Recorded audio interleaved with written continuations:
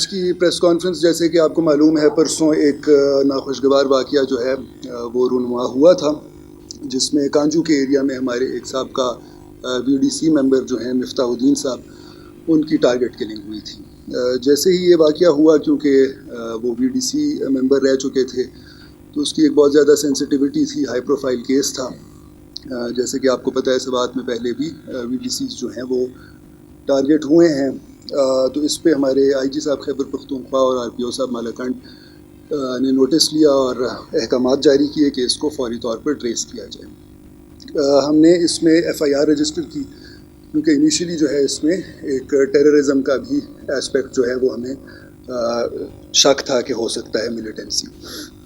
FIR ہم نے CTD میں رجسٹر کی۔ FIR رجسٹر کرنے کے بعد جو ہے ہماری ٹیمز نے تفتیش جو ہے وہ شروع کی۔ اس میں جو ہے پھر ہمیں ایک لیڈ ملی، اور بہت ہی کم ٹائم میں ایک انٹیلیجنس بیس ہمیں لیڈ ملی کہ ایک سسپیکٹ ہے جس کا نام محمد بادشاہ ہے، کہ اس کے ساتھ مقتول کا ایک مانیٹری ڈسپیوٹ تھا۔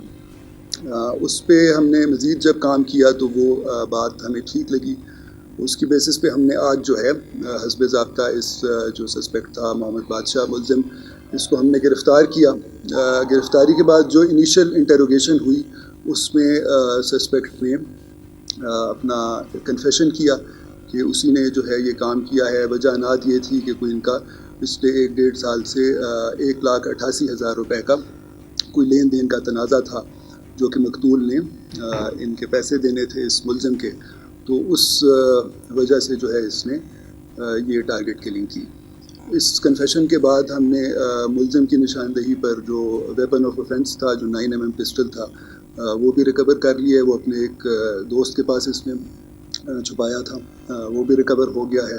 تو یہ تفتیش جو ہے اس طرح ہماری ایک بڑی اچھی کنکلوژن کی طرف چلی گئی۔ اس میں ایک چیز میں پھر سے یہ کہنا چاہوں گا کہ یہ ملیٹنسی یا ٹیررزم کا واقعہ نہیں تھا، بلکہ یہ ایک پرسنل انمیٹی کی بیس پہ یہ ہوا تھا۔ لیکن ہمارا سوات پولیس کا، کیونکہ ہمارا یہ ایک ذمہ داری ہے کہ سوات کے عوام کی جان، مال اور عزت کا تحفظ جو ہے وہ ہمارا فرض ہے، تو کوئی بھی اس طرح کا کیس ہوگا اس میں ہم اسی طرح محنت کریں گے، پہلے بھی کی ہے۔